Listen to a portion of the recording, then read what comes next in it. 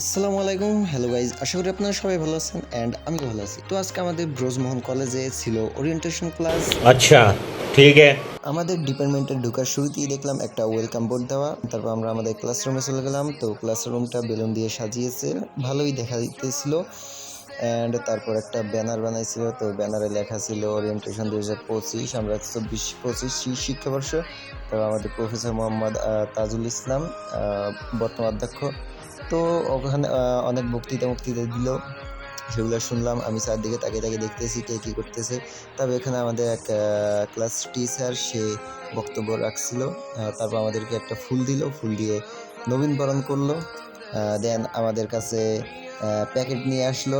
প্যাকেটের ভিতর ছিল একটা মিষ্টি প্লাস একটা সিঙ্গারা ছিল। তো এত বড় কলেজ থেকে এত সামান্য পরিমাণ খাবার, এটা আশা করি নাই। আর যা হয়েছে হয়েছে, বাট এত অল্প খাবার এটা মানা যায় না ভাই। আমাদের দক্ষিণবঙ্গের একটা ঐতিহ্যবাহী কলেজ। তো যাই হোক, তারা যা ভালো লাগছে তাই দিছে।